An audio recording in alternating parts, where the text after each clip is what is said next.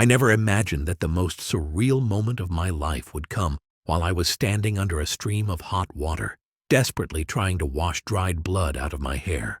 My own blood. And the one who caused the wound? My wife's teenage son. Later that night, Fiona accidentally sent a text meant for Jackson in our family group chat. "Nice hit, LOL. He actually bled." That was it. That was the exact moment I knew. I wasn't family. I was an ATM with a heartbeat, but I didn't leave. Not yet. I decided to play the long game. I started collecting evidence, quietly, carefully, and what I found nearly made me sick. Fiona had been plotting this for a while. She opened multiple credit cards in my name, drained money from my account, and funneled it to her ex, Arthur, Jackson's real father. She had manipulated and lied to both Jackson and Arthur for years, keeping them apart just to keep control. All the while, she and Jackson laughed, thinking I was weak, a pushover, useless. But I was planning, patiently, waiting for the right moment to burn it all down. One weekend, Fiona and Jackson went out of town. That was my cue. I withdrew half the money from our joint account, packed every single thing that belonged to me, moved into a small, quiet apartment I'd been secretly renting. Then I left a file on the kitchen table. Inside, bank statements, audio recordings, fraudulent credit card reports, proof of her affair with Arthur. On top, a simple note. I know everything. My lawyer will be in touch. When they came back, the house was empty, except for their things and the cold truth I'd left behind. My phone lit up with call after call, panicked voicemails, tears, threats, begging. I didn't answer a single one. Over the next few days, I sent that same file to Fiona's employer, her family, and Arthur. Her family was furious, cut ties with her completely. Her job? Fired for financial misconduct. Arthur? Sued for full custody of Jackson, and won. Now Fiona has nothing. No job, no support, no allies, just the mess she created. And me? I'm free. One morning I sat in my new apartment, a quiet, sunlit place with no yelling, no fear. I played a song that used to break my heart, one that reminded me of Fiona. But this time, I felt nothing, just peace. It's been 6 months since I walked away from that toxic marriage. Life isn't perfect, but it's calm. I'm working, learning to cook, going to the gym, slowly healing one day at a time, until one Sunday morning. I'm at my favorite coffee spot, sipping a warm cup, finally at ease. When the door opens, and he walks in. Arthur, Jackson's real father. He scanned the cafe for a moment, then his eyes locked on mine. Arthur gave me a small, awkward nod. I raised a hand and gestured for him to join me. He walked over, sat down across from me, and I could feel the tension radiating off of him. "I hope I'm not intruding," he said, breaking the silence. "Not at all," I replied. "Honestly, I'm just surprised to see you here." Arthur took a deep breath. His voice was steady but heavy with emotion. "I came here for Jackson. He wants to see you, but he doesn't know how to say it. Ever since he moved in with me, he's been bringing you up, says he owes you a real apology." I paused. The emotional bruises from what Jackson did, they were still there, just faded. But something in Arthur's voice felt honest, sincere, and that was enough. "I'll meet him," I said quietly. "Maybe it's something we both need to move forward." 3 days later, I met Jackson in a park near Arthur's place. He looked older, more grounded somehow. Gone was the cocky teenage glare. In its place was hesitation. Guilt, anger pulsed through me, but so did shock. And over the pounding of the water, Fiona's chilling whisper echoed in my head. "Next time, don't hesitate. Who knows? He might go straight for your throat." That one sentence shattered everything I thought I knew about our so-called happy family. Jackson looked at me, lowered his eyes, and then, slowly, he said, "I was wrong. I let Mom control me for way too long. I'm not here to justify anything I did. I just want you to know, I'm sorry, truly.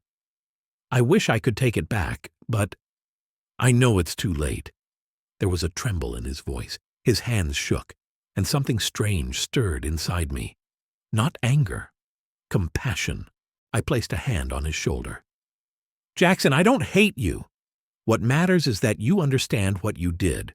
We all screw up, but now you've got a shot to be better. Make it count." His eyes welled up. He cried. For the first time, I saw the boy behind the pain. And in that moment, I felt something inside me begin to release. The weight I'd carried started to lift. After that meeting, Arthur and I kept in touch, more often than I expected. We didn't just talk about Jackson. We talked about life, music, football, the mess Fiona left behind in both our lives. One night, over a beer, Arthur asked me something with raw honesty. "Do you ever wonder what Fiona's going to do next?" I sipped my drink, stared out the window, then answered, "I don't know, but I doubt she'll stop. What I do know is she's not getting back into my life, not ever again." Weeks passed, and then it happened. Late one night, just as I was heading to bed. Bang, bang, bang! The doorbell rang over and over, frantic. I opened the door and froze.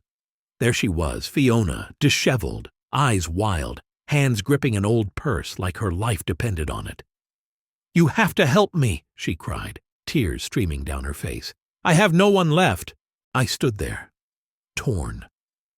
Part of me remembered every scar she left. Another part wondered if this was my final test, not of love, but of forgiveness. But this time, I wasn't the broken man she once knew. I looked at her and said calmly but firmly, "Fiona, I can't help you. Not because I hate you, but because I've forgiven you enough already. You need to save yourself." And then I closed the door. My heart was racing. But for the first time, I felt no guilt, no fear, just closure. The next day, Arthur called. Fiona had left the city. She'd moved to some small town, far away, to start over. That's when I finally understood what forgiveness really means. It's not reopening the door. It's letting go of the anger, the resentment. It's freeing yourself from the past. And from that day on, I was finally free. Thanks for listening to my story. I'm okay now. Really, truly okay. I'd been married to Fiona for 3 years. She came into our marriage with a 16-year-old son named Jackson. At first, I truly believed we'd be fine. Jackson was quiet, a little distant, sure, but sometimes we played video games on the weekends. We weren't close, but I figured, hey, I'm doing okay as a stepdad. But about 8 months ago, something shifted. Jackson grew colder. He stopped acknowledging me. He left his stuff everywhere. And when Fiona wasn't around, he started calling me the rental dad. I tried talking to Fiona about it, but she always made excuses for him. Somehow I ended up apologizing for making a big deal out of nothing. I didn't realize it then, but I was slipping into a dangerous cycle of manipulation. Then came the night everything exploded. I'd just finished a brutal 12-hour shift. My stomach was growling.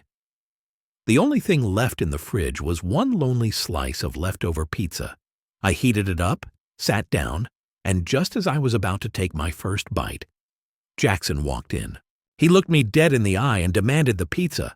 I told him no, I was starving and exhausted. Then, out of nowhere, wham! A hard blow to the back of my head. I collapsed. The wooden broom clattered to the floor. The pizza flew from my hands, and Jackson just stood there, with that half-smile on his face. "Oh, sorry, man. Guess the broom slipped." Jackson said it like I was stupid enough to believe that pathetic excuse. Fiona came rushing in, but instead of checking on the gash in my head, the first words out of her mouth were, "Jackson, what did he do to you?" Then she tossed me a few paper towels and snapped, "Clean up the blood before it stains the floor." I stumbled into the bathroom, my head pounding, heart shattered.